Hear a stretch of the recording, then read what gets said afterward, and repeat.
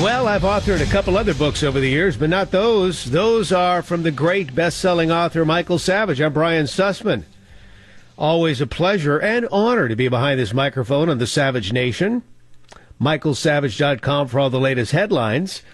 Of course, my backstory, just so as you know who I am. I host a morning show on Michael's flagship station, KSFO in San Francisco. I've hosted that show for a number of years.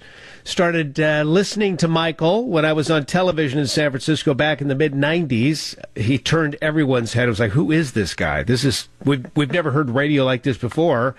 And it was, of course, no surprise when he went national. And it's no surprise now that he is, of course, the best-selling author and the guy with the huge audience both on the air and online. And, again, it's just great to be behind the microphone. Those of you who were with Michael yesterday know that today is his big day. He's in Washington, D.C. right now. He'll be back on the air Thursday.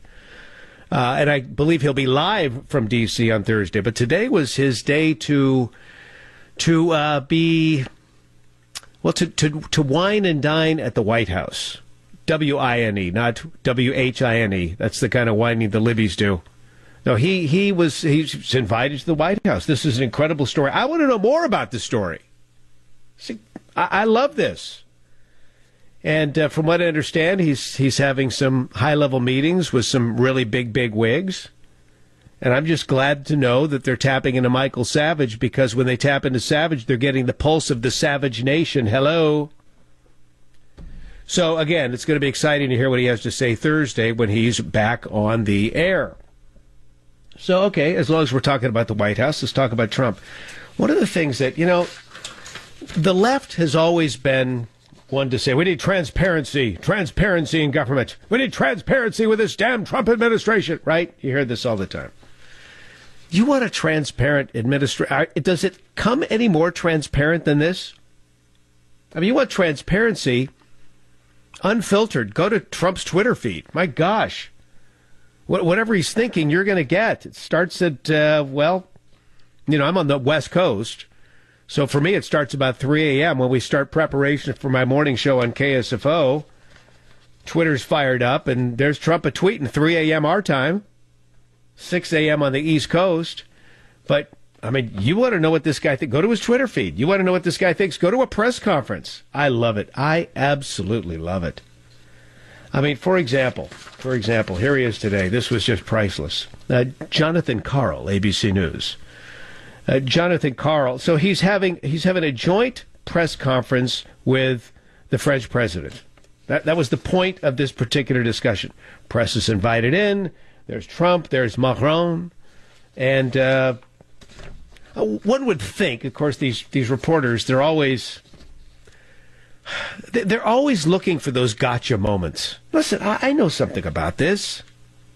I mean, I've been in this business for a long time. Way before I was on the radio, I was in television. I graduated in broadcast journalism from the University of Missouri. I've worked in newsrooms. I worked for the networks. I've kind of been around the block. I know a lot of these journalists with an agenda want the gotcha question. And so here's Jonathan Karl, ABC News. So this involves Trump's lawyer, Michael Cohen. By the way, that's another story altogether, isn't it? I mean, think about this. His lawyer, Michael Cohen's offices are raided by the FBI. They come in like stormtroopers, and they're able to get everything they want. Whatever happened to attorney-client privilege? You would think, for example, the ACLU would be all over this. Not because they love Trump. I know they hate Trump. But this is attorney-client privilege. This is sacrosanct to the American judicial system. This is what makes our country unique. And for that to be, from my opinion, trashed, that's chilling. Where are the civil libertarians when it comes to this? This was atrocious. So now, the thought is, well, he's going to pardon Michael Cohen. Listen, I don't know what's going to happen with all this, but the raiding of anybody's attorney's office is extremely troubling to me. So Jonathan Karl now, here's the joint press conference, Trump and Macron. And Jonathan Karl asked this ridiculous question about Michael Cohen and Trump pardoning Michael Cohen. And Trump's response, I mean, it's only a few seconds long, but man, this is priceless. Take a listen. And what about, Mr. President, what about Michael Cohen? Are you considering Thank you very much. Stupid question. Good. Stupid question. Now, see, that's transparency. That you want transparency in the White House? That is transparency in the White House. Oh, this is so good. There's another Trump story here. So this is I'm not sure what was behind, the veteran administration, the VA. Dr. Ronnie Jackson. That's the guy that Trump has now nominated to be the new head of the VA. Now, Ronnie Jackson, he may be entirely capable. I don't know. But to date, he is, of course, an admiral in the Navy. I get that. That's pretty special. This is a guy who's been around the block when it comes to his military service, and he's served honorably for sure. And he's also served as the chief physician for 3 presidents.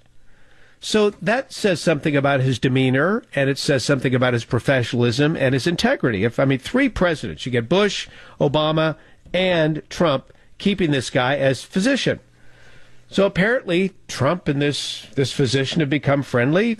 Trump's gotten to know this guy. Trump wants him to be head of the VA. Okay, well, again, maybe he's perfectly capable. It seems on the onset is kind of an odd choice, but all right, whatever. But you know how it is in D.C. I mean, the swamp coming after Trump for choosing this guy. So now the latest is Trump. This guy's unqualified. This guy's unqualified to be head of the VA. Well, if he's unqualified to be head of the VA, then certainly he's unqualified to be the chief physician of the White House, because they say that he has created a hostile work environment.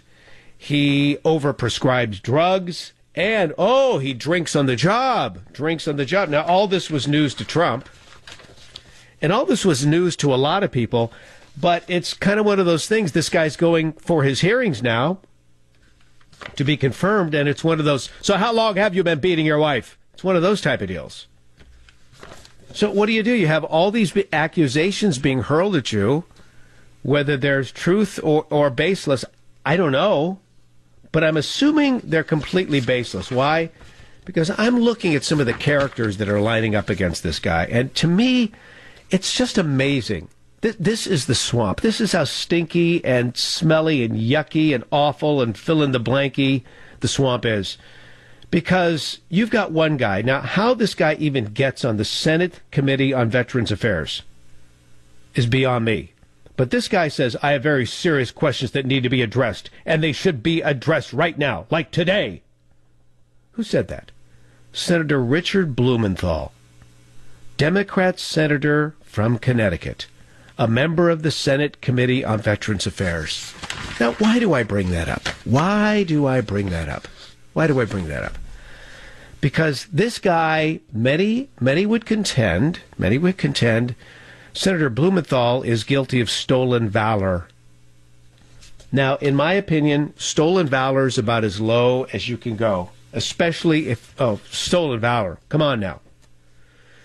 And why do I say that? Because all you have to do is, when this guy was running for the Senate in 2012, when this guy was running, beginning as early as 2008, here was the first speech. It was in Norwalk, Connecticut, 2008. He said, "We've learned something important since the days I served in Vietnam."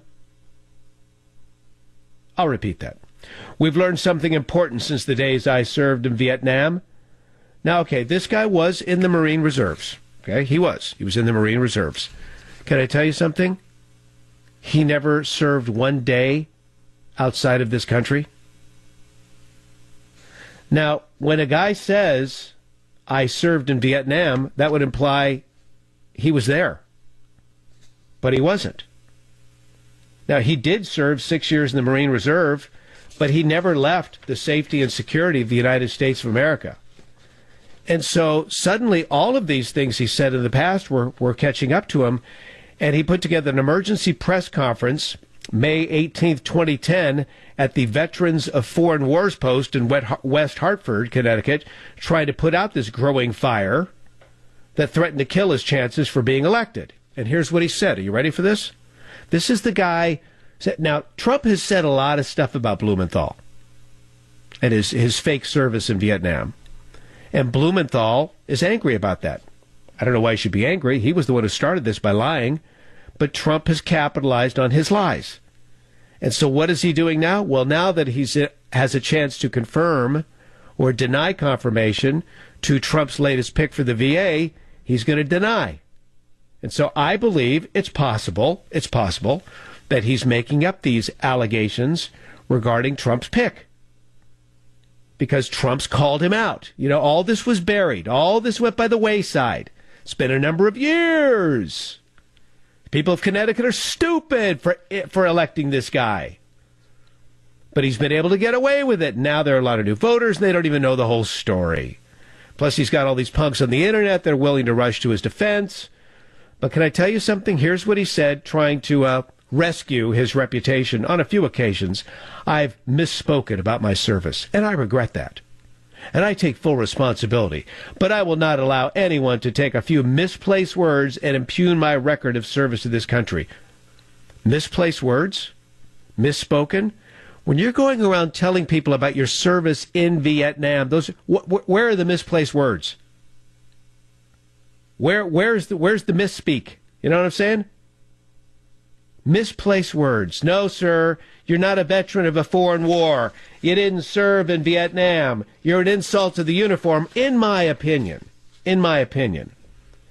And by the way, the stories about Blumenthal's lie that he was a Marine who served in Vietnam, I mean, this was covered in the New York Times numerous times. I'll share the stories with you later in the program. With the New York Times being incredibly critical of this guy. So again, folks, the swamp is deep. You have another swamp monster raising his head above the murky waters. And by the way, well, I don't want to take any personal swipes. I'm just going to leave it right there and allow the Savage Nation to weigh in. Phone number of the Savage Nation, 855-400-SAVAGE. That's 855-400-7282. Always a pleasure, always an honor, and always a lot of fun. Brian Sussman filling in on this, the Savage Nation. This is so cool. What a life. I'm living a dream. I'm telling you, I'm living a dream. Brian Sussman here. Can you imagine? Seriously. This is just the best. I love speaking to this national audience, and I love hearing from you at 855-400-7282. We got some callers we'll get to in just a moment. For those of you just tuning in, let me pick up where I left off. So Trump has a Veteran Affairs nominee, Ronnie Jackson. He is the physician in the White House and has been the physician for 3 presidents, saying that tells you something about the guy. He's obviously got a lot of integrity. He's a very professional person. But now he's got his critics. Now that he's being named as, I mean, where were all these people when Trump decided to hold him on from the Obama administration as chief physician? Where were all these critics? Where were all the critics? Oh, now they're coming out of the woodwork. Oh, he drinks on the job. Hostile work environment. Overprescribes drugs. They're not giving us any specifics, but these are the allegations. So I mention that because the guy who has the audacity to be putting forward any claims of impropriety is Senator Blumenthal from Connecticut. I mean, this is a guy, stolen valor. Stolen valor. Claimed he was in the Marine Reserves, but, I mean, there were numerous times when he told the voters that he served in Vietnam. He didn't.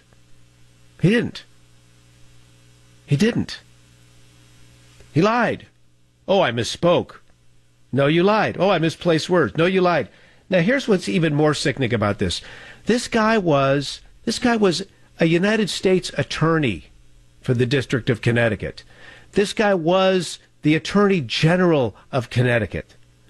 One would think people in those positions would just be as pure as the wind-driven snow, right? Boy Scouts. Never lie. Never twist words in such a manner that they would be construed for something in which they are not. Who does that remind you of, by the way? In my opinion, that also reminds me of a certain guy that used to run the FBI. You know, just because they have these titles of law and order, folks, these are craven politicians. They'll say and do anything in so many cases to get elected. They're everything that's wrong with American politics. Oh, and we have the people who want to check in. Good. Let's get to Chris, checking in WDRC, Connecticut. Hey, Chris, welcome to the Savage Nation. A pleasure to be with you. A pleasure to be with you today while Dr. Savage is serving our nation in our great capital. Pleasure to be here. Thank you. Go right ahead, please. So I'm an attorney here in Connecticut, and essentially my first interaction with Blumenthal on a personal level, he was speaking, or he was going to give a speech, I didn't hear it, at the Connecticut Legal Conference, which is a big thing in Hartford every year. I believe it was in 2016 or 15, and I and a bunch of other attorneys, this is the point of my call, walked out. So there is a conservative sort of voice of him. It wasn't many of us, I would say maybe 15 or so, but people did walk out of that speech. They didn't want to hear him. And his position on serving in Vietnam, I am no veteran. I have family in the military, and we find it to be disgusting. As a military family, we find it to be repulsive that somebody would even say that they had a position of, I guess, combat, whatever he's saying. It's similar to that Brian Williams over at NBC. Yeah, absolutely. Well, listen, you're one man, but there are more, Chris, and I appreciate you checking in here on the Savage Nation. We'll take more of your calls. I want to hear about this guy. I want to hear from people who live in that area about Senator Blumenthal. Let's get the real scoop on this dude. Brian Sussman filling in on this, the Savage Nation. Join the Savage Nation. Call now, 855-400-SAVAGE. How's your saving plan for retirement going? Experts say there's a very real risk of having all of your retirement funds in paper assets like stocks, bonds, and annuities. Face it, markets can and do change quickly, leaving your hard-earned nest egg potentially at risk. I want you to please call my trusted friends at Swiss America. I want you to do it now and discuss moving a portion of your IRA or old 401k into tangible wealth. If you call now, you'll get a free report on how to add the safety and diversity of real tangible wealth to your retirement account. 800-289-2646. 800-289-2646. Write it down. 800-289-2646 for your free report. Please take action today before the next market surprise has a negative impact on your retirement dreams and plans. Call Swiss America at 800-289-2646. Again, that's 800-289-2646 to protect your hard-earned money with tangible, hard-owned money. Does D.C. Yeah, Michael Savage in Washington, D.C. He's been at a very, very high level, high-profile luncheon today. He's been meeting with all the bigwigs in the Trump administration. I hope somebody might just tap into his knowledge and his wisdom and get a sense for what the Savage Nation stands for. So I'm really glad he's there. He'll be back on the air Thursday. That's going to be an exciting program if he's able to tell us all. So we'll see. There's one guy that we're talking about here on the Savage Nation, Richard Blumenthal. He's a Democrat senator from Connecticut. Now, I'm out here on the left coast. I'm a West Coast guy, host the morning show on KSFO. And it's Michael's flagship station. So, you folks on the East Coast, you know more about this Blumenthal guy than I do. But what I know is, it's just amazing to me. Here's this guy, he's got his law degree, United States Marine Corps Reserve, United States Attorney for the District of Connecticut, Connecticut House of Representatives, Connecticut Senate, Attorney General of Connecticut. And then, prior to becoming senator, suddenly we start hearing about his service in Vietnam. And I'm guessing that people who knew him back in the day when he was in Marine Reserve were saying, what in the beep is he talking about? I mean, he tried to pull this one up. He said this on numerous occasions. He served in Vietnam. Served in Vietnam. And then finally he's busted for it. And even the New York Times had some things to say. Let me read you a few columns from the New York Times. This is New York Times. Candidates' words of Vietnam service differ from history. Let me read this one for you. This is, again, New York Times busting him. What is striking about Mr. Blumenthal's record is the contrast between the many steps he took that allowed him to avoid Vietnam and the misleading way he often speaks about that period of his life. Now, especially when he's speaking at veterans ceremonies or other patriotic events. Oh, here's another one from the New York Times.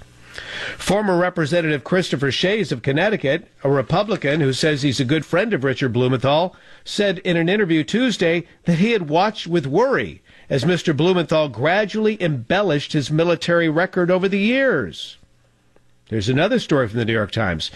There are few sins less forgivable in American politics than claiming unearned military valor. Richard Blumenthal, the Attorney General of Connecticut, may consider his false claim to have served in Vietnam to be a few misplaced words, as he put it on Tuesday, but in fact, this deception seems to have been part of a larger pattern of misleading voters. Folks, that's stolen valor. That's low. And you know what shocks me? How the people of Connecticut voted for this guy in 2016, that was his re-election, with 63% of the vote. Are you kidding me? Unbelievable. 855-400-7282 is the phone number on the Savage Nation. 855-400-7282. I'd love to hear from the good people of Connecticut about this. And we will. We'll get to those calls coming up. In the meantime, you want another piece of work? How about this lady, Maxine Waters? Maxine Waters. Yeah, we'll get. Oh no, she's the congresswoman from my state, the crazy lady who's just. She has two words. It's the mantra: impeach Trump, impeach Trump, impeach Trump. Let's go to Nikki, WABC. Nikki, you wanted to talk about Richard Blumenthal, senator from Connecticut. Thanks for being with us on the Savage Nation. Go right ahead. Yes, I've been a resident of Connecticut for 30 years. What I can say is he plays the part well. He dresses up in the blue suit. He goes to all the events. He speaks like a senator, et cetera, and he's a liar. I come from a Vietnam veteran who lost both of his legs to a landmine, his eye, and half of his arm. So I resent that the state of Connecticut and the people of Connecticut actually elect him. But if you put this in perspective, and you look at the city of Bridgeport, which at one time had the highest per capita murder rate in the entire country, they have a mayor who was convicted of corruption, went to jail, came out of jail, and they reelected him. This is what's going on in Connecticut. And then you've got Malloy, who even the Democrats say he's an idiot. So you've got a whole state that has serious financial problems and needs a lot of help. Oh, gosh. All right, Nikki, appreciate you checking in from WABC on the Savage Nation. Well, here in San Francisco, where I'm broadcasting from, it's pretty amazing because while our politicians, we have the corrupt politicians, we have people on the take, we've had people who've made a lot of money in politics, and I could start mentioning the names that you know all so well from the city of San Francisco. But beyond those high-profile names, there are a lot of people just working at the local level of politics. This city is so corrupt, but they keep their corruption under the radar. In fact, I will give you an example, okay? I was going to talk about Maxine Waters. We can put that on hold. I'll give you an example in just a moment. There's a guy, maybe you've heard of him, Gavin Newsom. Gavin Newsom is our lieutenant governor. He will probably be the next governor. He's always had his eyes on the White House. He's somebody to watch. But this is just another example of how these politicians are able to weasel their way out of scandal. Because I consider this Richard Blumenthal thing a scandal. Old scandal? Sure. From 2012? I get it. But when you lie about your military service in Vietnam and say, well, I just misspoke. No, you should come out, sir, and say you lied. But he won't do that. He won't do that. Let's go to John, WDRC in Connecticut. John, you're on the Savage Nation. Thanks for being with us. He'll call back, 855-400-7282. Okay, let me get to Maxine Waters, then I'll get to this guy, Lieutenant Governor Gavin Newsom. How many of you watch Fox News? Okay, you watch Fox News, you see that Kimberly Guilfoyle. She's a spicy, good-looking lady. She used to be married to Gavin Newsom. Okay, so, he likes hot women. There's no question about that. But notice I say used to be married to. I'll give you the rest of the story in just a moment. Maxine Waters. Okay, here she is. She knows one slogan: impeach Trump. Impeach Trump. So So I don't know how, in terms of the percentage of women that voted for Trump in the last election, it's over 50%. Over 50% of the women who voted in the last election voted for Trump. That's just, those are the facts. But now Maxine Waters, she comes up with her own facts. Her new fact is 70% of the women in this country want him impeached. So she's on MSNBC when she says this. Are you ready? Set, go. People are talking about, why can't you all get rid of him? Right. Why don't they impeach him? What's wrong with the other members of Congress? Why don't they stand up with you? This man is dishonorable. He lies all the time. He's a con man. They say all of these things, and I'm not just talking about my district, whether I'm on the airplane, I'm walking down the street in New York, wherever I am, I'm hearing it, and I'm told that 70% of women who have been polled say that they want him impeached.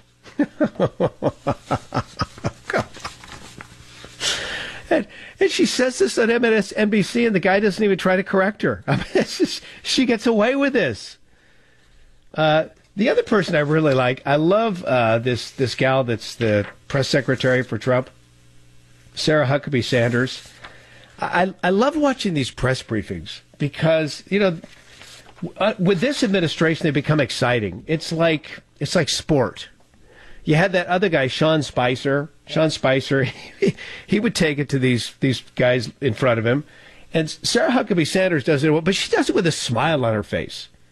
She knows that they're asking these gotcha questions, and to her, this is like a game. She totally gets it. She doesn't take any of their asinine questions personally, but she will not play anyone's fool. And she is so smart and so quick on her feet. It's just incredible. She was raised well by her dad, the former governor of Arkansas. Yeah, that guy Huckabee. So here she is. This is great. You've got this woman who is a political analyst, April Ryan. She's in the gaggle. And April Ryan, I mean, if there's anybody who seems to hate Trump, it's April Ryan. Hating him may be an understatement. But she's commenting on this is yesterday, she's commenting on a tweet from last week. So it's not even a recent tweet, but you can tell, ooh, she's been holding on to this. I'm going to get Sarah Huckabee Sanders, and I'm going to get President too, and your dog Toto too. So she says this. She goes, this is the tweet she's responding to. This is from Trump on the 18th. There's a revolution going on in California.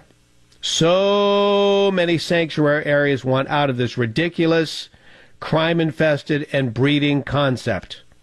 Jerry Brown is trying to back out of the National Guard at the border, but the people of the state are not happy, want security and safety now. By the way, there is a revolution of sorts taking place in this state. There are a lot of cities and counties and a lot of statistics coming forward that people, they don't like these sanctuary laws. They really don't like them. So Trump is correct on that. So many sanctuaries want out of this ridiculous, crime-infested and breeding concept. So crime-infested and breeding. So April Ryan takes this to mean, he's talking about those illegal immigrants breeding, having babies. No, he was talking about crime breeding because of the sanctuaries. So now she thinks she's got the gotcha question. Oh, Trump, I'll prove he's a racist once again. Watch this. The illegal immigrants breed. Like what? Like rabbits? What do they breed like? So she goes at it with Sarah Huckabee Sanders, and Sarah Huckabee Sanders will take none of this. Take a listen to this exchange. The president was very clear in his statement about this issue. He said in a tweet, there's a revolution going on in California. So many sanctuary areas want out of this ridiculous crime-infested and breeding concept. What did he mean by breeding? Again, the president has recognized that this is a major problem, and a lot of people, even in California, want to see the issue of sanctuary cities addressed, and the president's doing what he can to do that.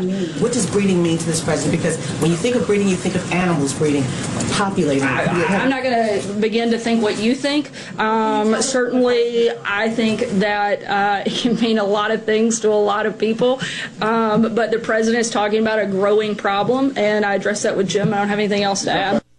Good. She laughs about it. I'm not going to think what you think. Good for her. Good for her. It's amazing the people that want to call in about Connecticut and the corruption and the awful politicians besides Richard Blumenthal, the senator. All right, Mark's on WABC. Mark, welcome to the Savage Nation. Thanks for calling. Hey, man, thanks for having me on. Listen, you know what? Never mind Blumenthal. What a character this guy is. And you got Jim Himes. Jim Himes is another winner. I'll tell you, and our governor, what a loser that guy is. I'll tell you, companies are leaving Connecticut in droves. And that last caller that mentioned Bridgeport, Connecticut, the town I've been born and raised and still live in, the mayor who was indicted and served about 6 years in the federal pen is now he's out and he's running for governor, by the way, of the state of Connecticut. And there's a good chance that he may win a primary in the state of Connecticut and be on the ballot.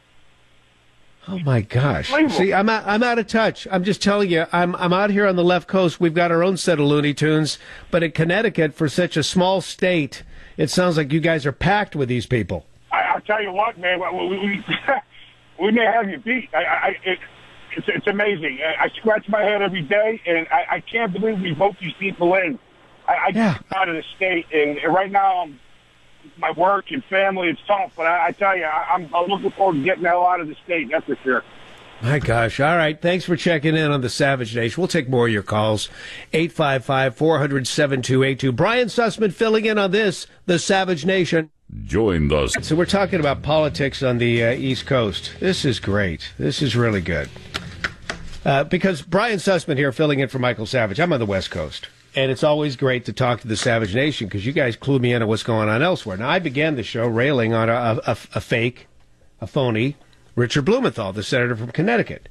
Listen, there's no question about it. I mean, he's trying to stop Trump's nominee for the VA with a host of accusations about this guy.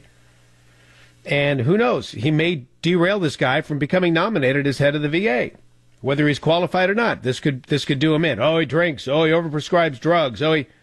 Well, how come the other two presidents didn't know about this? How come Trump didn't know about this? Obama didn't know about it. George W. didn't know about it. Nobody knew. Who knew? But I'm thinking Blumenthal of all people. Are you kidding me? This is Mr. Stolen Valor, the guy that claimed he served in Vietnam when in fact he did not. And now people are calling in. They're talking about the state of affairs in Connecticut, like Nancy, WDRC. Nancy, you're on the Savage Nation. Thank you for calling. Go right ahead. Hi, Brian. How are you? And I'm not that eloquent, but here's my thought or question. New Haven is a sanctuary city.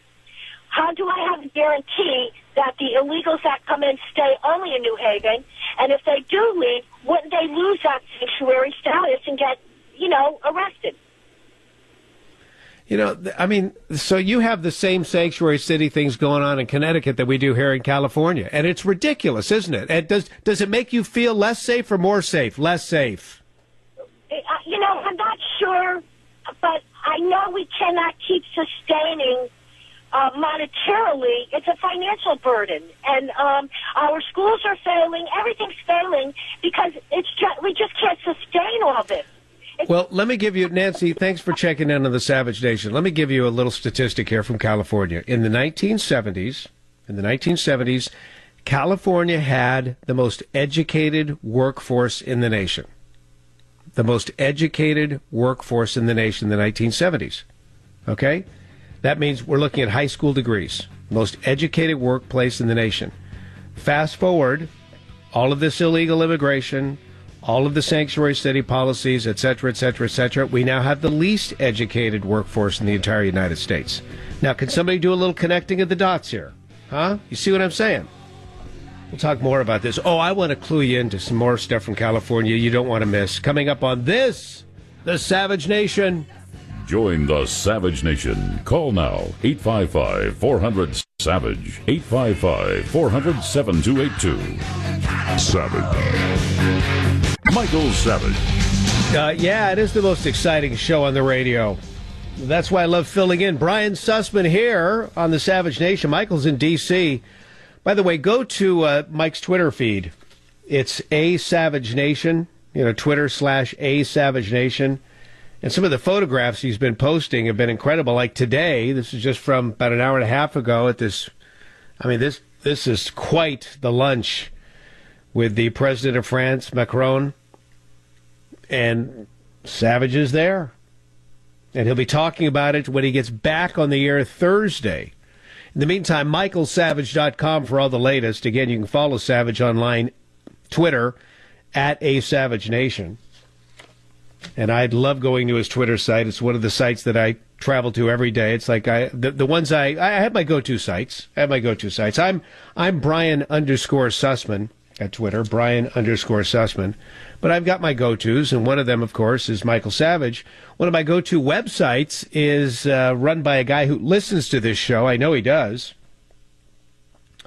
because I've met him at a private event with Michael before, and that would be Matt Drudge.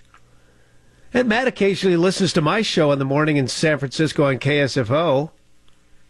But I'm looking at some of his headlines. First of all, stocks tank. Okay, how bad was the tankage? Let's see here. Stocks. Go to my phone here. Check out the app. Oh, geez. Okay.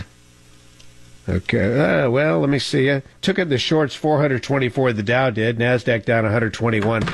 Who knows? No one knows which way this thing's going, up and down.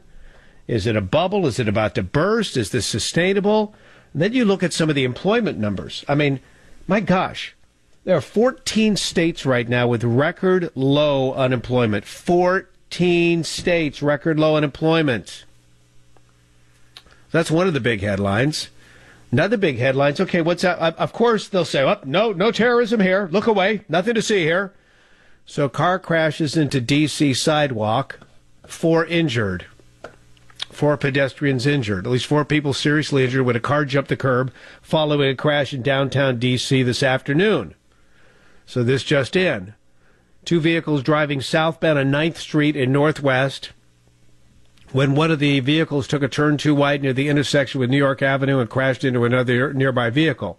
The impact pushed a second vehicle onto the sidewalk, striking 4 pedestrians. Right away, nope, nothing to see here. No terrorism. That's what they always tell us. Always, no terrorism. Move on.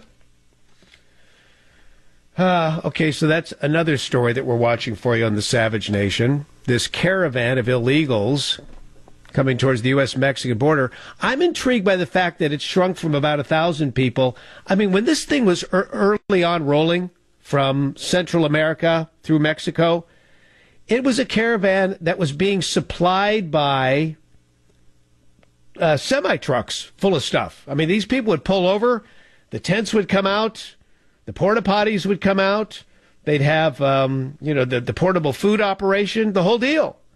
And it's dwindled down to 50. If you connect the dots for yourself, but I've already done the work for you on my morning show. I can't remember the name of the operation that was behind this, but somewhere in their title was Open Border. This was a George Soros operation. But along the way, I believe Mexico kept booting people out because, try to sneak in through Mexico's southern border. Oftentimes it doesn't work well for you.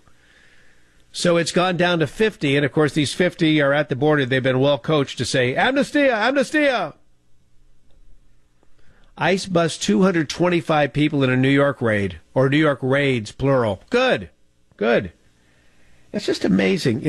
I know that, we are a compassionate society. And I always want to treat the foreigners amongst us with respect and dignity, because the Bible says to do that. But there's a difference between the foreigners who come here legally and those who, you break the law. Okay, it could be, let's don't even talk about those sneaking across the border. Let's talk about this one for you, because this happens all the time. You've come to this country on a student visa. Okay, the agreement is, I'd like to come to America and study in one of your wonderful universities. Okay, great. And so, here you go. Here's your visa. You're going to come here on a student visa. And when you are done studying, you're going to return home, correct? Yes, absolutely. Sign on the dotted line. And then you complete your studies, and you don't leave. Well, get out of my country. You broke the deal. You signed an agreement. We agreed to that agreement. We, the people of the United States, and you broke the... Get out of here. You came over here for whatever the visa was, and you blew it. There was probably a legal way for you to stay. You blew it. Okay, well, now what about this other person? Comes across the border. Amnesty. Okay, great. Name, please. Check. Age. Check. Where you from? Check. We don't vet any of this. It's just all honor system. Okay, here's a piece of it goes like this. Okay, check. Write your name. Age, where are you from? Okay, why are you coming to this country? Okay, great. All right, here you go. Do you like the sound effect? Because that's just what they do. All right, here you go. Now, this is the date, okay? And on this date, you're going to be in this particular courtroom, in this particular city, and you're going to have a hearing, okay? Don't miss it. Don't miss it. Goodbye. We do this honor system, okay? They're supposed to show up for their deportation hearing. They don't show up for the deportation hearing. Now, okay, you screwed up. Get out of my country. It's really that easy. Is that being mean? Is that being ungodly? No, I think there's something godly about following the rules, quite frankly. This is incredible. So this is where we are. This is where we are today. Okay, and then, let me see, one more here from the Drudge Report. 56 illegals found in a Texas stash house. Okay, that's human smuggling. That's awful. That's the one thing I don't get. All of these people who are against the border wall. And yet, at the same time, they're against human trafficking. Against the border wall, against human trafficking. Every human should be against human trafficking. But I'm just saying, you remember the old adage, if we could just save one life, it's worth it. One life. Well, what about the one life in human trafficking? If we could prevent one person from being sold against their will, put up the wall. Gosh, it's not about, poor migrants picking lettuce here in California. It's not about poor migrants standing in front of the Home Depot looking for work. This is about the really, really bad guys not coming into our country. Jeez. Okay, so we got that on the Savage Nation. I have to, I want to get into this in the next segment. This has to do with a certain guy in this state who's going to be running for governor. He's our current lieutenant governor. His name is Gavin Newsom. Gavin Newsom, you've probably seen him on the tube at some point. He's a real slick-looking guy, handsome, he's got the hair slicked back. And he's our current lieutenant governor. Before that, he was the mayor of San Francisco. And it's interesting because back in 2007, he was busted as mayor. He was busted because he admitted that he had an affair with a married secretary in his office. But it's not just that he had an affair with a married secretary. I get it. That stuff happens. But, and I'm not making excuses, I'm just saying that happens. But it's even worse than that. The secretary was married to one of his close friends and also someone who worked for him. So he has an affair with a good friend's wife. Now, in the world of men, it doesn't get much lower than that. Do you know what I'm saying? You have an affair with somebody's wife, and you could get yourself killed because of that. A fit of passion. And a guy could take you out lickety-split. At the end of the day, both he and the woman said it was consensual. The woman said, listen, I've got a drinking problem. I need help. And Gavin Newsom also said, well, I've got a drinking problem, too. I'm going to get outpatient therapy. So we all believed him. Okay, he's got a drinking problem. Okay, that's it. Well, we'll let him slide on this one. Drinking problem. Great, okay. He's going into therapy. So now, all these years later, we find out that the therapy wasn't therapy at all. What he would do is he would have, I don't know if it were in-person conversations or on the phone conversations with someone who runs a very well-known and very well-respected sobriety house here in San Francisco. And that was the deal. He would meet with this woman either by phone or in person. I don't know. I don't know if it was once a week. I don't know if it was twice a week. I don't know if it was once a month. 10 minutes, 15 minutes, but that was his outpatient therapy, meeting with this woman. And, of course, this woman, I'm just wondering, her organization takes significant money from the city of San Francisco, so he's the mayor, she's the taker, he's calling her for therapy. Anyway, we find out basically the whole thing was a sham now. because, as it turns out, we've always known this. I always thought it was interesting that an alcoholic would be a partner in several wineries, because he is. And then, he's been seen on numerous occasions enjoying a little wine. And so now he's saying, no, alcohol isn't a problem anymore. A little wine is fine. Little wine is fine. That thing that happened to me back in 2007 where I said I was going to get some outpatient treatment, I wasn't an alcoholic. That was a reset. It was just a reset. That's what he's calling it, a reset. And I'm glad I did it. It was a great thing to do, and it was easy to do. He said it's been years since he had issues with drinking and confirmed, as he told a wine blog in 2015, that he enjoys a little wine again. And there's 10 years of evidence that, it's not an issue. I literally, he said, snapping his fingers, just one day. And I stopped for a couple of years. Now, listen, I know a lot of people who have drinking issues. And they're honest enough to say, no, it's not an issue. I'm an alcoholic, okay? I'm an alcoholic. And with all of my friends who have gone that route, they've stayed off the sauce forever. Now, I've had a few friends over the years as well who have said, well, I can have a drink. I can have a drink or two. Every once in a while, special occasions, wine with dinner. Can I tell you, just in my personal experience, I'm only one man, but in my personal experience, every friend I've ever had who has said, I can have a glass of wine, after being in rehab, after being sober for a period of time, they all ended up becoming, they all went down the wrong path and had to go back into rehab. Some of them never did, which is really a shame because their lives are ruined. So I'm just saying, what's the deal with this guy? Either he is an alcoholic who's slipping, or could it be that back in 2007 he was just playing all of us? In other words, in order to win re-election as mayor, in order to go on in his career, in order to get past this scandal which involved having a sexual affair with his best friend's wife, he had to say, oh, I've got a little drinky poo problem. And folks, there is the swamp. Keep an eye on this guy because he's likely to become the next governor of California.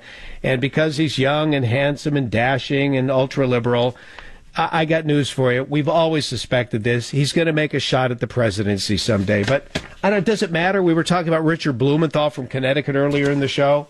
Stolen valor. Do people of America really care anymore? It's the swamp, I tell you. We're sick of it. It's all over the place. 19 minutes past here in the Savage Nation. Brian Sussman filling in on this, the Savage Nation. All right, back at you. Brian Sussman on this, the Savage Nation. MichaelSavage.com. Michael's back on Thursday from D.C. So, from the state that gave you tree hugging. Yeah, I'm out here in California. I now bring you the latest eco-kookiness. Forest bathing. Forest bathing. It's in Sonoma County, that's just north of San Francisco, a county best known for its incredible wine. It's a revolutionary way to be one with nature. Doesn't involve naked hippies, by the way, submerged in tubs of compost. No, forest bathing. It's about moving through the natural environment as slowly as humanly possible. Slower than a sloth on sleeping pills.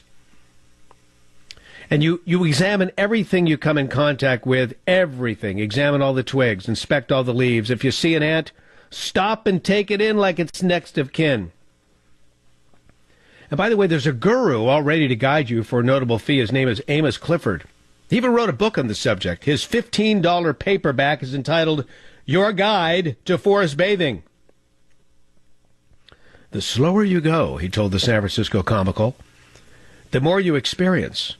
We're always in such a hurry to go from here to there that we never experience here, he says. So this guy, Clifford, longtime Zen meditation student, and what scares me is he's a former mental health counselor. He entered this business about 6 years ago. Now this new ager is raking in the greenbacks. He's turned his lethargic walks into a cottage industry. $50 a trek for newbies. $3,400 if you want to take a course to be a leader on forest bathing. $3,400. This guy's in such high demand, he's actually flying around the world in jets to tell people they're moving too fast. He also encourages everybody to find a tree that's their twin. He says, talk to your tree. Ask your twin about yourself. Find out all you can from your tree. Put your hand on your tree. Put your hand on your tree. You can get that could be harassment, for crying out loud. One woman. So he's talking to all these forest bathers, or I should say, the Chronicle's talking to all these people that went on one of his forest bathing trips. One woman said, "My tree asked me why I was so afraid." Another said, "My tree said it thought we could grow together." Another said she was observing trees, and her tree in particular, the leaves swayed in the breeze, but the trunk didn't move. She said it was an interesting contrast, to which I say, no, that's the way it's supposed to be. I'm guessing she spent her entire life inside a sanatorium or something. These people need to get out more often. Brian Sussman here on this, The Savage Nation. Oh, it's been a fun show thus far. Savage Nation, Brian Sussman filling in. Michael's back on Thursday. So, she's the gift that keeps on giving, Maxine Waters. We played a clip from her earlier in the program. For those of you just joining us on the Savage Nation, I'll replay it in a moment. Maxine is she's kind of a cuckoo gal, you know? I mean, she's nutso. I mean, you could do the digging into her past and her financial affairs. You're going to hear her speak in just a moment. She's talking about 70% of all women want Trump impeached. When you hear her in the background, you hear this clacking while she's talking. She is talking like this. And you're thinking, okay, does she got false choppers clacking in her mouth? No, that's the big ring she's wearing on her finger. And trust me, it's a big one. This is what she's talking about. I hate Trump. I want him impeached. So listen to Kooky Maxine. They call her Auntie Maxine down in Southern California. Let's replay that clip on the Savage Nation for those just listening. People are talking about, why can't you all get rid of him? Right. Why don't they impeach him? What's wrong with the other members of Congress? Why don't they stand up with you? This man is dishonorable. He lies all the time. He's a con man. They say all of these things, and I'm not just talking about my district, whether I'm on the airplane, I'm walking down the street in New York, wherever I am, I'm hearing it, and I'm told that 70% of women who have been polled say that they want him impeached. Yeah, right. Okay, great. Over 50% of the women in the United States vote for Trump, and now 70% want him impeached. Okay, Maxine. Now here she is on MSNBC. She's saying, listen, I meant it when I said Comey had no credibility. Remember when Comey, he ticked off everybody because he wanted to reopen the Clinton investigation with the emails just before the election, and all these liberals went nuts. Hillary's out there blaming him in part for her loss, et cetera, et cetera, et cetera. So back then they said he's not credible, but now that he's coming out against Trump with this new book. And by the way, Comey was in San Francisco last night. I'll tell you about that. Oh, my gosh. This guy's a piece of work. He's like a Blumenthal.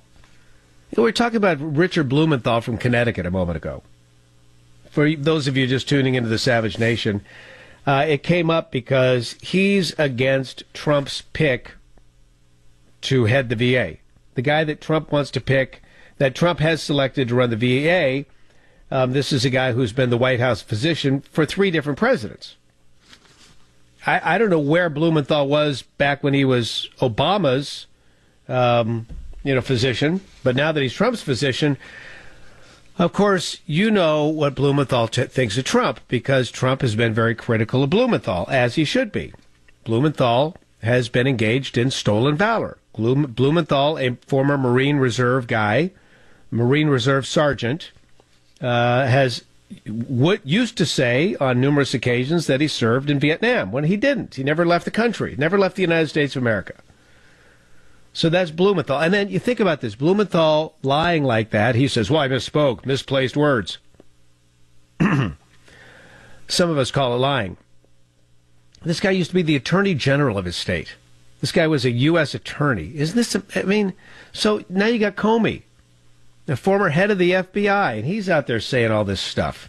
He's in San Francisco last night. People are they're paying up to $85 a pop to hear this guy speak. He speaks for a half hour, does a Q&A, all questions that have been submitted ahead of time. Not one question last night in San Francisco had to do with Hillary's emails. Oh, my goodness. Do you think that could have been selective questions asked ahead of time? Questions by which he knew the answer? Because he's been on this tour forever. He's well rehearsed by now. Gets up in front of on the stage last night, almost breaks into tears on a couple occasions. Oh, my goodness. Crocodile tears, just like an actor. Here's Maxine Waters. I certainly meant it when I said Comey has no credibility, but that was then. This is now. Now I believe him about Trump. Clip 1. Yes, coming out of that classified briefing, I said that, and I certainly meant it. However, I think it is quite different when you take a look at Comey and his relationship to the president, what he said, what he's done. I believe him. I believe him, yes. And so then was then, and now is now. Well, okay, there you go. Then is then, now is now. That settles it. Done. Move on. Comey in San Francisco last night. So I'm reading this story. We call it the San Francisco Comical as opposed to the Chronicle. And this is their story from last night's affair.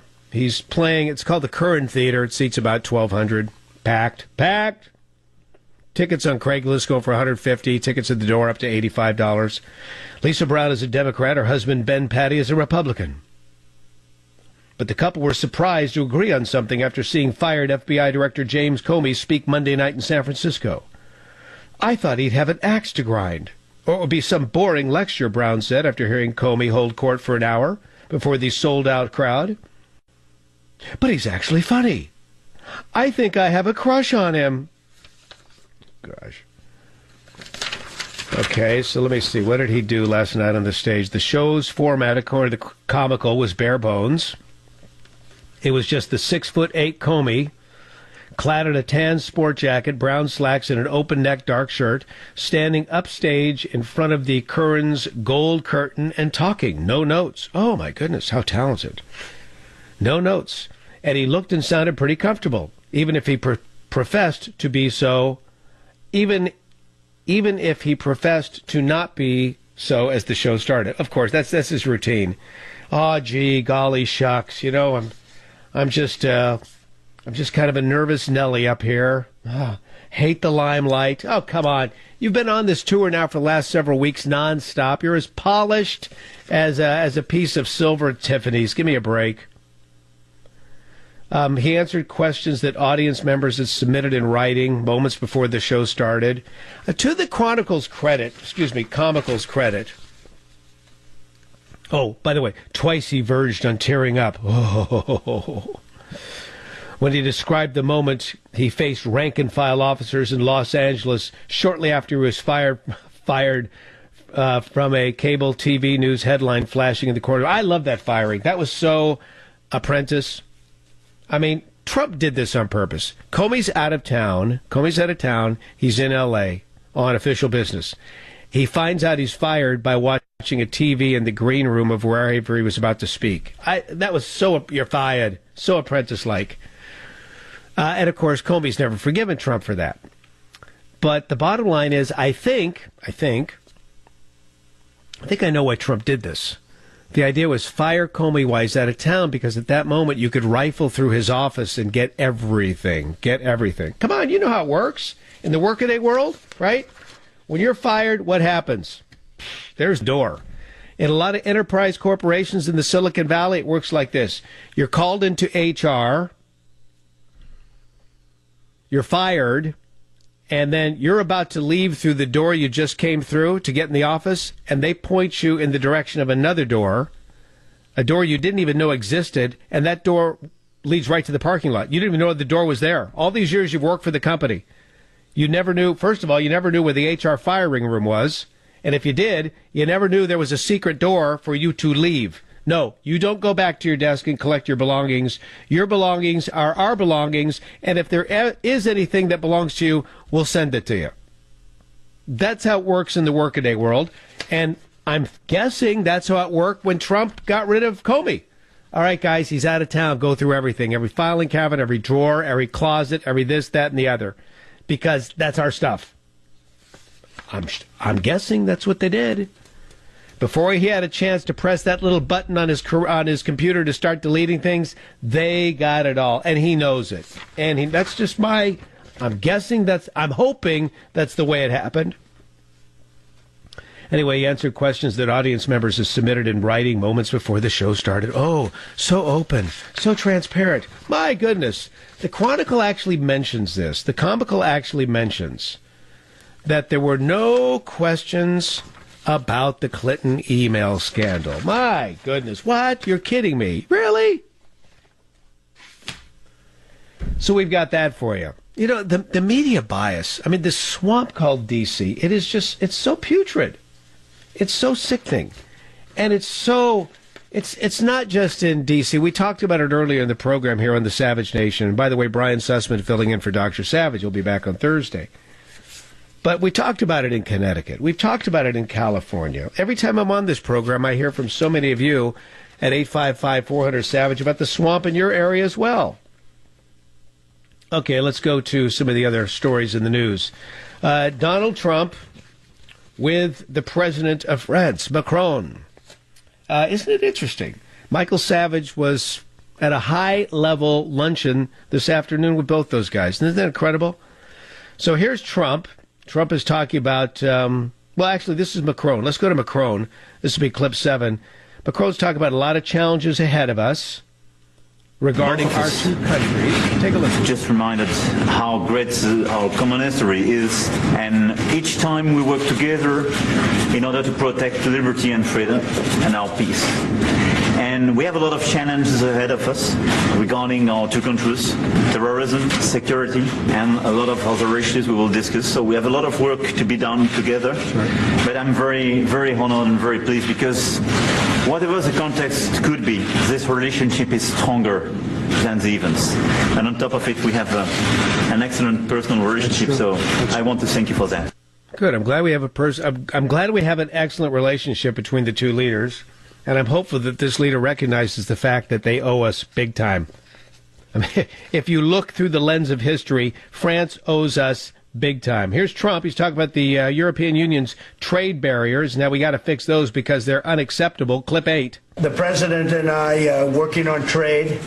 The trade with France is complicated because we have the European Union.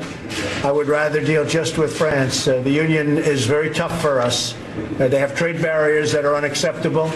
Our farmers can't send their product into the European Union easily as they should, and we accept their product, so we have to make a change.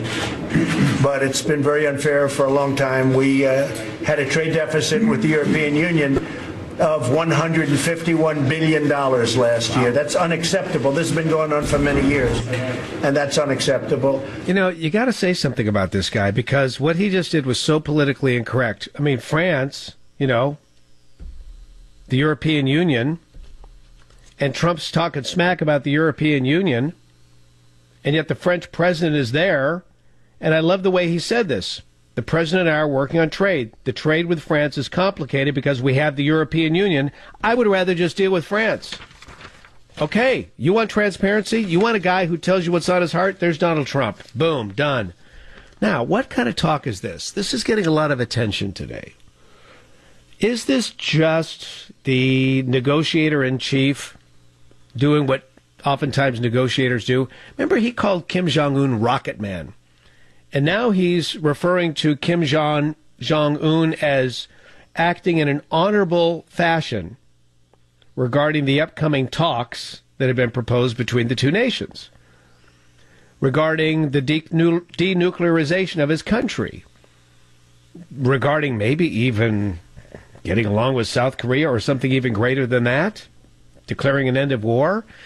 So when he says honorable and Kim Jong-un in the same sentence, so to speak, is this just a negotiating tactic? It's rubbing some people the wrong way. Here's clip 10. Kim Jong-un he really has been very open and I think very honorable from everything we're seeing. Now, a lot of promises have been made by North Korea over the years, but they've never been in this position. We have been very, very tough on maximum pressure. Sanctions have been the toughest we've ever imposed on any country. And we think it'll be a great thing for North Korea, and it'll be a great thing for the world. So we'll see where that all goes. Maybe it'll be wonderful, and maybe it won't. And if it's not going to be fair and reasonable and good, I will, unlike past administrations, I will leave the table. But I think we have a chance of doing something very special with respect to North Korea. Good for them, good for us, good for everybody. Okay. I mean, I like the fact that, on the one hand, he's been acting honorably. Maybe that's what you do in a negotiation, sort of kiss up to the guy, sort of, kind of. But at the same time, listen to his last line. But if it doesn't work out, I'm walking. I am walking. Your calls, 855-400-SAVAGE. Brian Sussman filling in on this, the Savage Nation. I didn't know this guy is he trying to run for president again? This is Bernie Sanders? Could he be running in 2020? I know you got Kirsten Gillibrand from New York, the senator, Cory Booker from New Jersey, the senator, probably Kamala Harris from my state out here in California. Oh, by the way, Brian Sussman filling in for Dr. Savage on the Savage Nation. Go to michaelsavage.com for all the latest. Also, go to his Twitter feed, A Savage Nation on Twitter, Twitter/ASavageNation. He's got some pictures just up from this afternoon when he's in D.C. at that big luncheon with the French leader, Macron. So Bernie Sanders, this is something you do prior to running for election. You start talking about freebies. Bernie Sanders is set to announce a federal jobs proposal that would guarantee a job with a wage of at least $15 per hour and health benefits to anyone who wants the job. In other words, you don't even have to be qualified. If you want a job or need a job, we'll get you a job. Done. Even with that, okay, let's just say this became the deal. Hey, you want a job? $15. $15 an hour plus health benefits. Do you realize there would still be people who wouldn't take the job? No, I'm doing fine on welfare, man. I don't have to do anything. Job? I don't know. You total up my Section 8, you total up my food stamps, you total up my health care, $15 an hour, nothing. So he says the goal is to eliminate working poverty and involuntary unemployment altogether. Now, of course, typical Bernie Sanders, no plan on how to pay for this. I'm guessing it's going to be something about the 1%. But we'll talk about this as well. Brian Sussman filling in on this, the Savage Nation.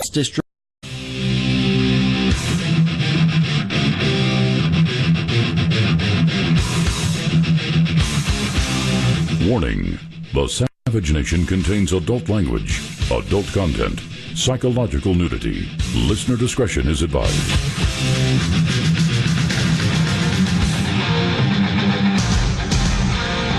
And now, America's most exciting radio talk show, The Savage Nation, home of borders, language, culture.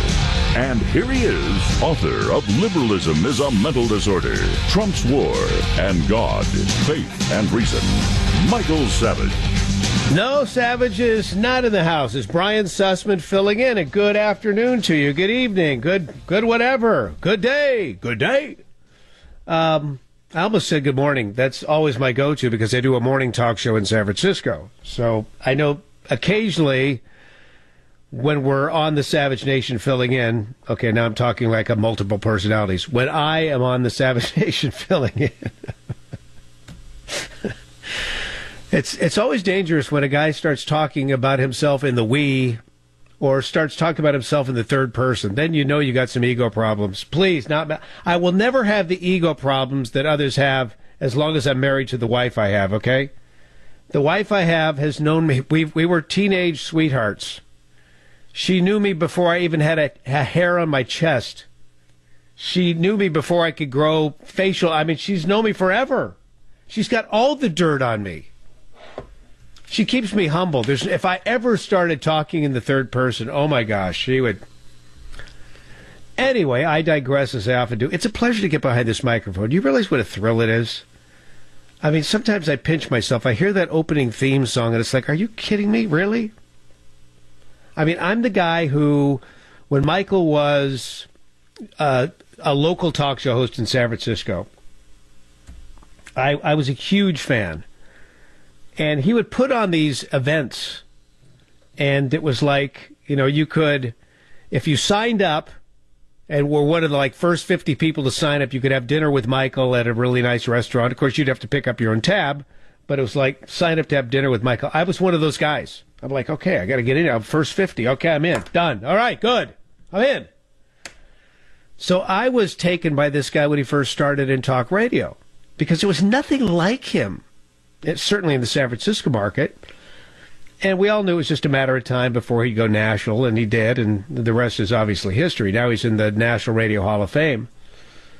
But I'm on his Twitter feed this afternoon as he's tweeting out, pictures from the state luncheon in honor of the French President, French President Macron and Mrs. Macron.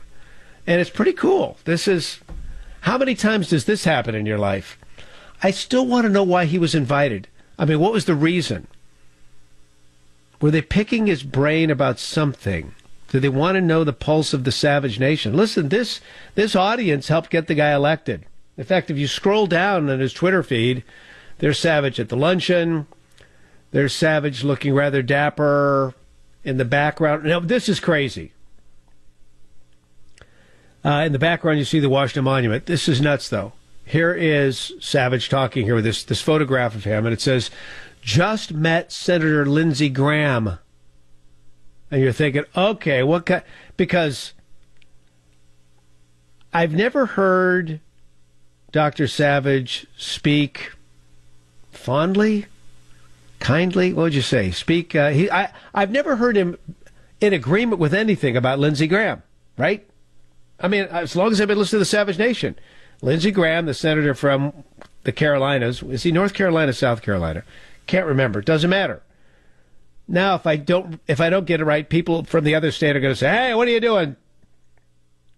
Is he North Carolina or South Carolina? Senator Lindsey Graham. There are 100 of these characters. I can't keep track of them all.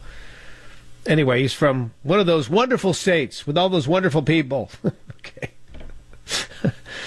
But here he is. Just met Senator Lindsey Graham. Period. We agree on saving the elephants. Good. Good. I'm glad you found agreement. It's always nice when there are people you have no agreement with whatsoever, when you can find one thing, especially politically, one thing you can agree on, right? You find that one thing. Okay, so that's one photograph. Let me scroll down. Here he is. There's Donald Trump. There's Michael Savage, and there's Melania. Trump, I wouldn't be president without this man. Okay, that's another one. And then scrolling down further, there's Savage on his way to flying over the Rockies, obviously. Snow-capped Rockies. Picture from outside the aircraft. Picture from inside the aircraft looking outward. Unless Michael Savage is doing some outside the airline walking these days. So that's it. It's all at Twitter/ASavageNation. I've got this guy a lot of new Twitter followers today. So, okay, there's that. Let's talk about this. This is a story that intrigues me so much. There are a lot of people in the Silicon Valley who are pushing for this. And that is, it's called basic income. So all of these really, really rich people in the Silicon Valley, all these rich liberal people in the Silicon Valley, who tell you they hate the Trump tax cuts, and yet they're not writing extra checks to the Treasury to make up for what they're saving in taxes. They're offered this thing called basic income. So basic income is, hey, especially since we're going to be going into robotics and artificial intelligence, a lot of people they're going to be put out of jobs. And a lot of people aren't going to be working as many hours as they once were. So we need to have a basic income. So the idea is, it doesn't matter who you are. It doesn't matter what your station in life. Everybody's just going to get a check. And it's going to be the same amount. And this will be known as your basic income. And you'll be able to use that, just to offset some of your needs. So, yeah, go ahead. Use it for the grocery store. Use it to make the car payment. Use it to buy your drugs. We're not going to be judgmental here. Whatever you want to use it, it's all good. It's all good. Actually, they never mentioned the drug thing. I mentioned that because I'm saying, okay, you're going to give out this money to drug abusers? Really? And you really think they're going to use it on healthy food? You really think they're going to use it on buying a new set of clothes? You really think that they're not going to use it on drugs? No, no, no, no, no. This money's going to kill people. It'll send them to their grave even quicker. Anyway, there's a couple countries that are trying this thing. One of the countries is Finland. So by the way, they're trying this. Gosh, where is it? It's someplace in the San Francisco Bay Area. There's a city that's doing this on a trial basis. It's like, we're going to take 500 people and we're just going to try this out to see how it works. Well, I can tell you already, it's going to end badly. What happened in Finland?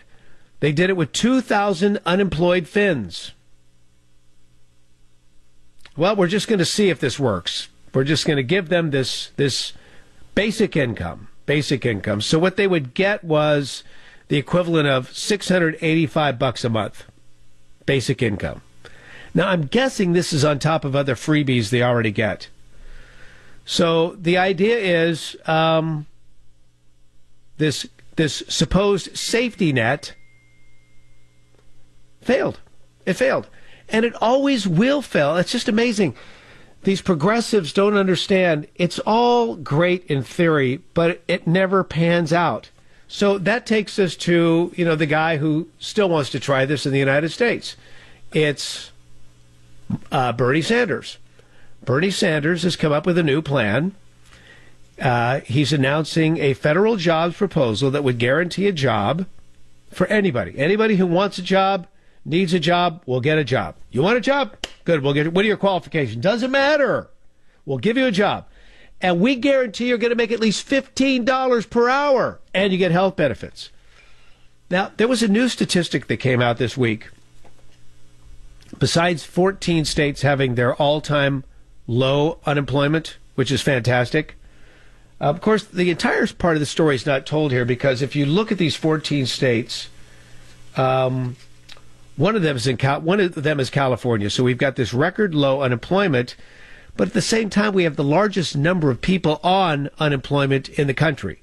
So the facts are a little misleading, or maybe a lot misleading. You look at Hawaii, they talk about, full unemployment in Hawaii, but Hawaii has so many people on the take, they're not counting those either. But amongst those who are working, there was another stat that came out this week. The average hourly wage is the highest it's ever been in the United States. It's almost $29 an hour. So I'm asking this, if the average wage is $29 an hour, and Bernie Sanders is offering federal jobs at $15 an hour, that sounds like discrimination to me. What are you doing, giving these poor schmoes 15? Average wage is almost 29. So Senator Sanders, clearly about ready to run for office again, because he's coming up with this plan now. He's in the early stages of crafting the plan.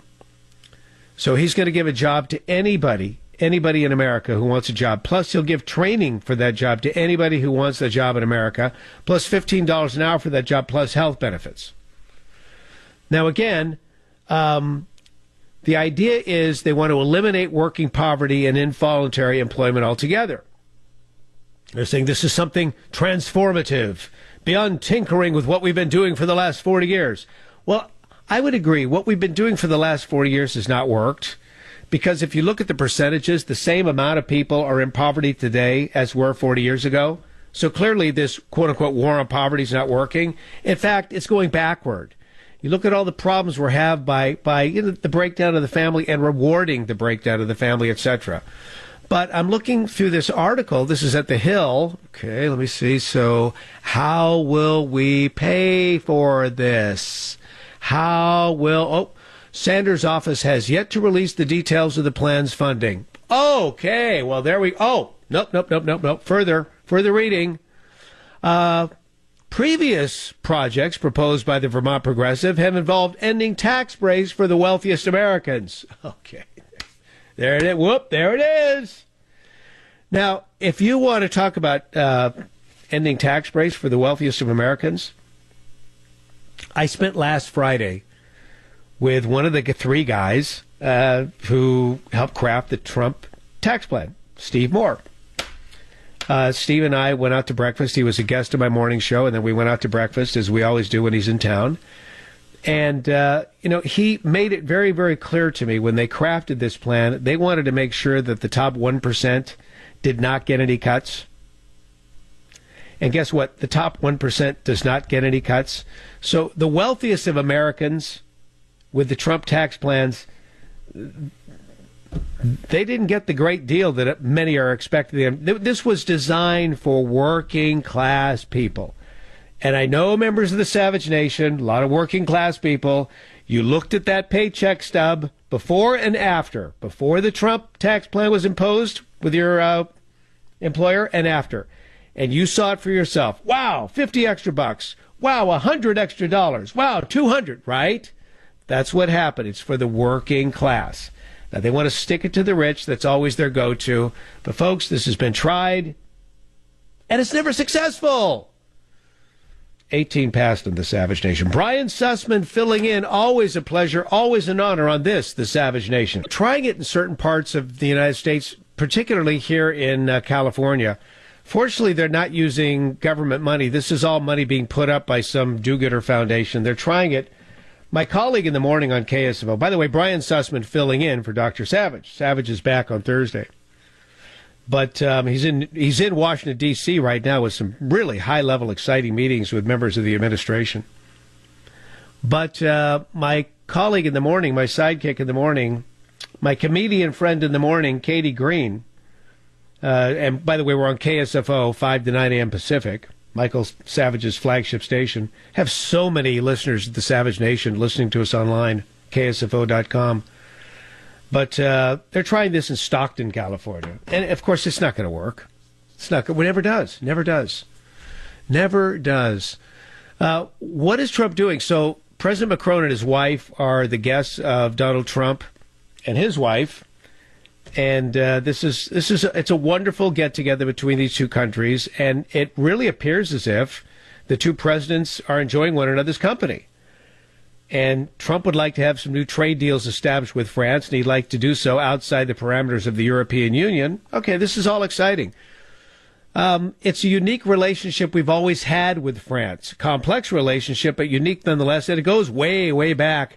Brian's checking in on KSFO. Brian, thanks for joining us on the Savage Nation. Go ahead, please. Hi, Brian. I love you and Katie in the morning, too. Well, Thank you.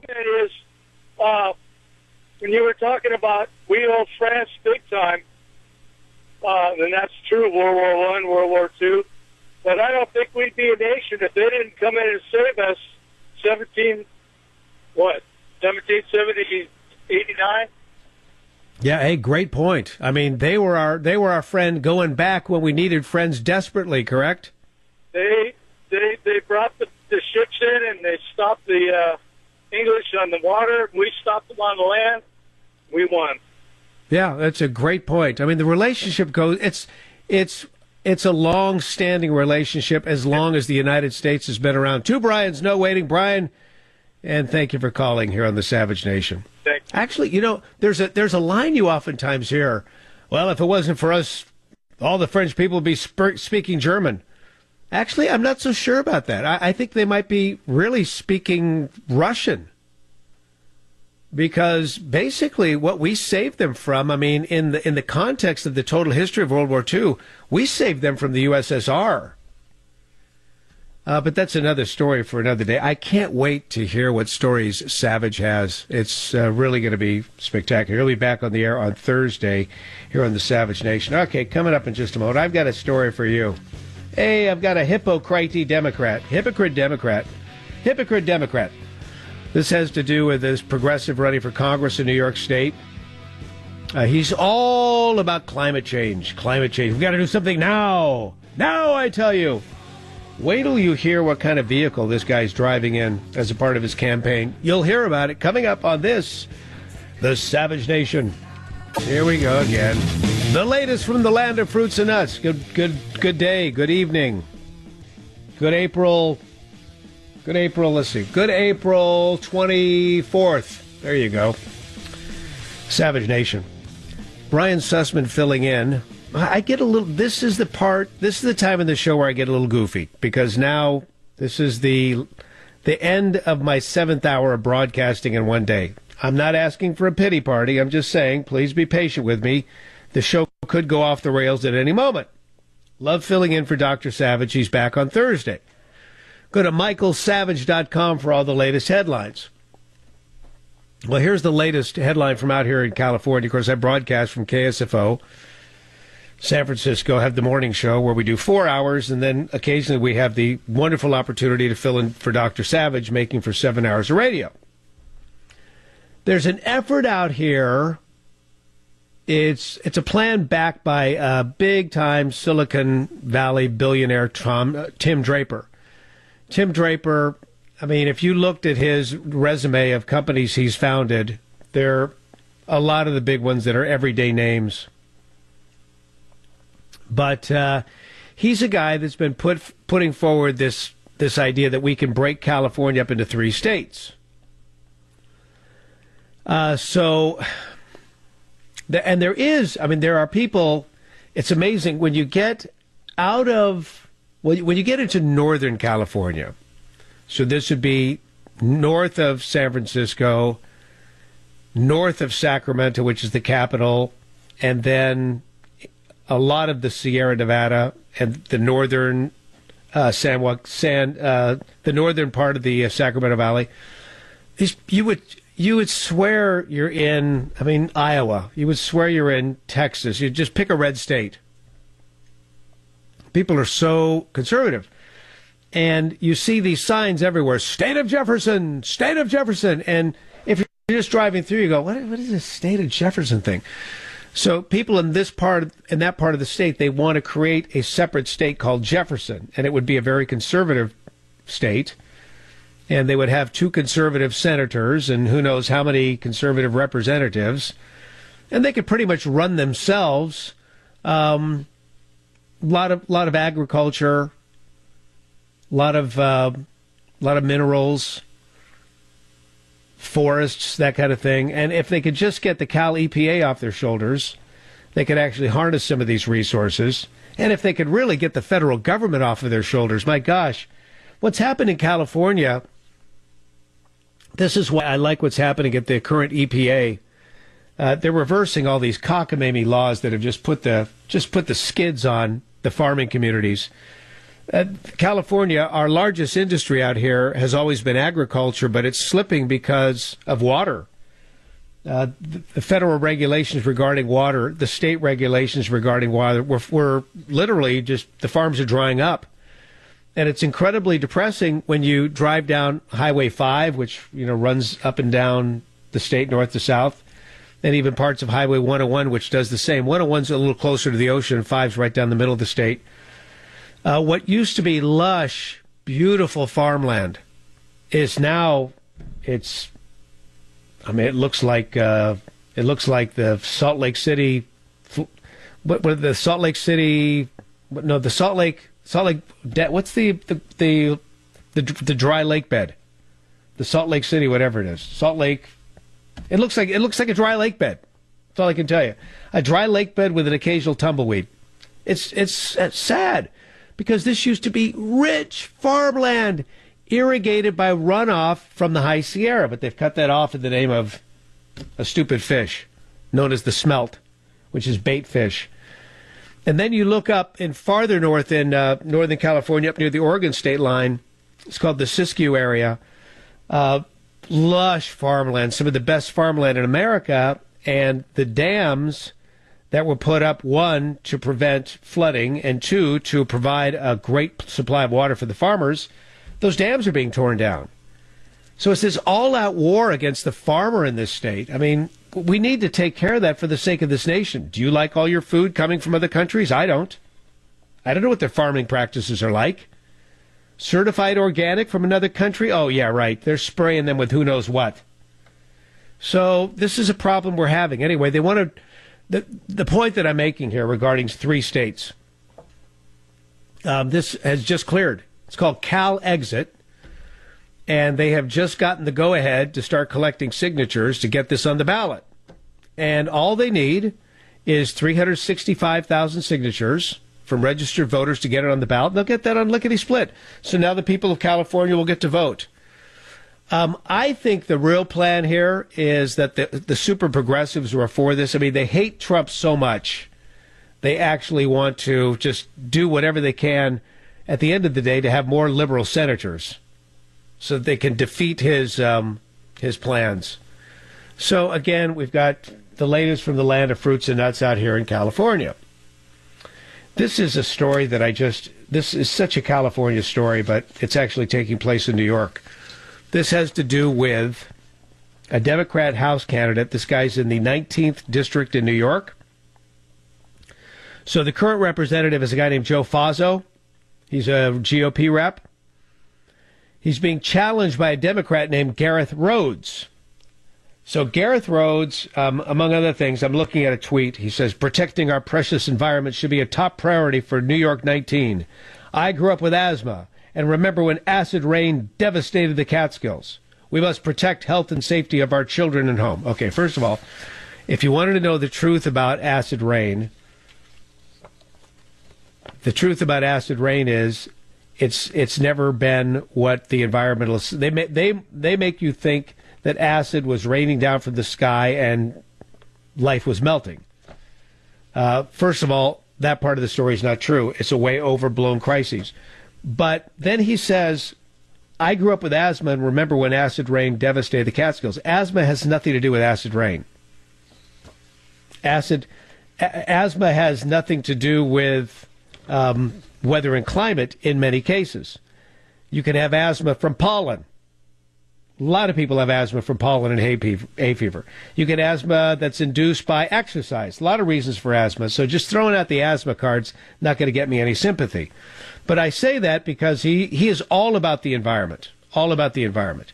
He believes humans don't have time to wait when it comes to saving the environment.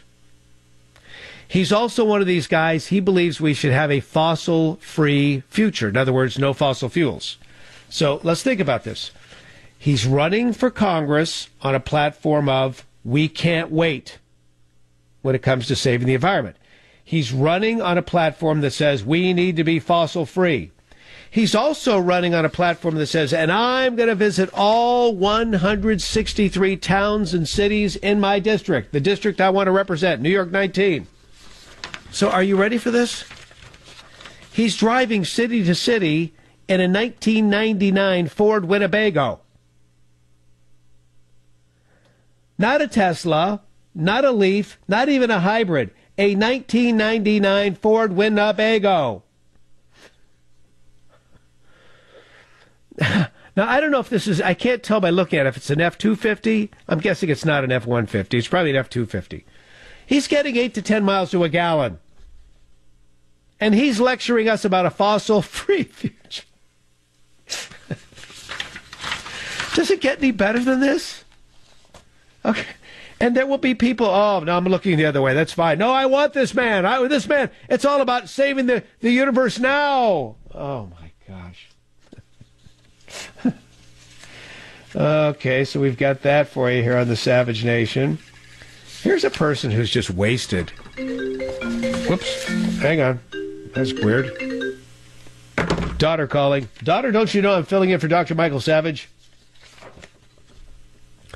That was crazy. I have so many devices that are attached here. My phone is shut off. It started going off on every other device. Anyway, Cher. There was a time when I really liked her music, but what happens is all of these people get so ramped up in their hatred for Trump and maybe candidates that I like, and it's like, stop already. I can no longer listen to your music. Stop already. I can't watch you at a show anymore because... So Cher's one of those. This is the woman who, her most recent hit was, Do You Believe? Do you believe in love? So Cher, where is the love? She has been tweeting some nasty things about Trump. And now finally she admits she's gone too far. She called him a cancer ravaging our nation. A cancer ravaging our nation. Here's the thing. I'm just surprised. These people are in the business of selling records. These people are in the business of, selling movies. Don't they ever think about the shareholders of these companies? The companies making this music, they're all publicly held, right? There are shareholders.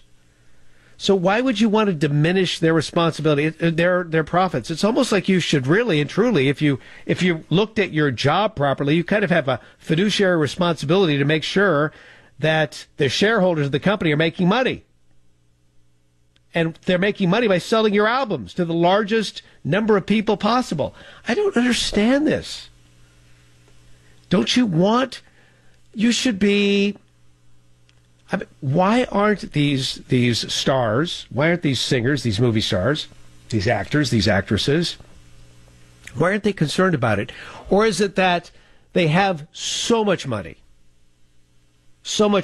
they just think they're all that powerful? Or is it that they have so much money, which they earned in many cases unlimited talent? I mean, literally, with some of these people, you take away their looks, they have no marketable skills. That's it. They're done. Toast. You take away their voice, which God gave them. Okay, sure, some of them have developed the voice, but that's it. No marketable skills. Can't do anything. Cannot do anything. Is it that they feel so guilty that they have to get into liberal and progressive ideologies that are all about the poor and the underprivileged because they've got so much of theirs and now they just want to make it look as if they're for the little guy? The mindset is shocking to me. But if you were really interested about making people happy through your music or making people happy through your acting, impacting their lives for a moment while they're just trying to get away from the world, you'd shut up about your politics. Does this make sense? I think it makes perfect sense here on the Savage Nation. Okay, in a moment we're going to talk about people who don't make sense. We've got some examples of people in the news popping off via the media. Daughter again. Perfect. I'll take her call in just a moment. Brian Sussman filling in on this, the Savage Nation.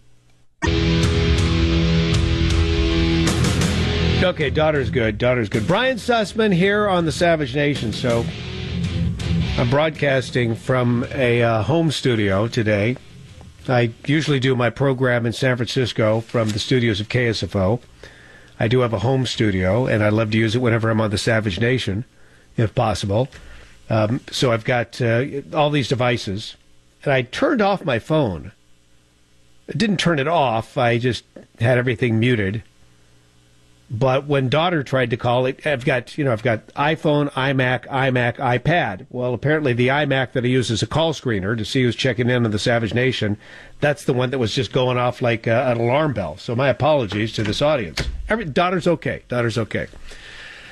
This is crazy. So if you go to michaelsavage.com, there is the menu. I'm guessing this was from today's lunch because Savage has been posting pictures at A Savage Nation on Twitter. But look at this menu. This is delightful.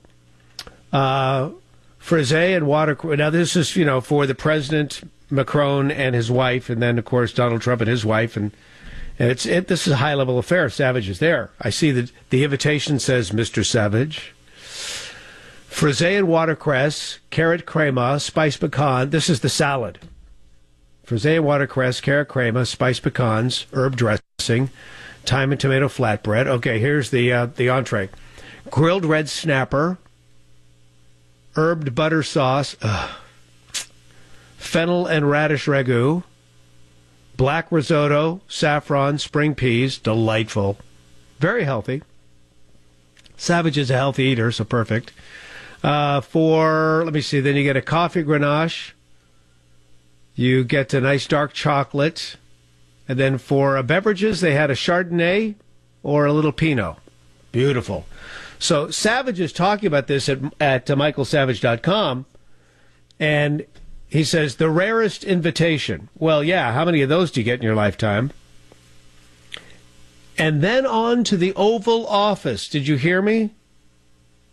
He made it into the Oval Office, where I discussed saving the elephants and other topics with President Trump. All right. Good. This saving the elephant thing, he's the only show host that has ever talked about things like this. And I know a lot more about his efforts to save the elephants than you will ever know. And I'm not going to talk about it on the radio, but I will tell you, this guy, Michael Savage, has put his money where his mouth is on this topic. So, good. He's got the president's ear on this one. This is fantastic. Again, michaelsavage.com for all of that news. It has been, gosh, I'm looking at all the things we didn't get to, right? I never continued talking about Cher, but just giving her 10 seconds of my time was enough. She's out there with her Trump hatred. Don't need to go to that anymore. The bin Laden bodyguard on welfare in Germany. Okay, that's great. Nice, really nice. California, more and more people in this state have woken up to the fact that we've got a real serious issue with illegal immigrants. 59% of Californians want increased deportation of illegals. That's a poll that nobody in the national media is going to even touch. Not at all. Again, Michael Savage is back in the saddle behind this microphone on Thursday. In the meantime, you can follow me on Twitter, Brian_Sussman, Brian_Sussman. You can find my website just by using my name, Brian Sussman. And it's always a pleasure, always an honor to be with you on this, The Savage Nation.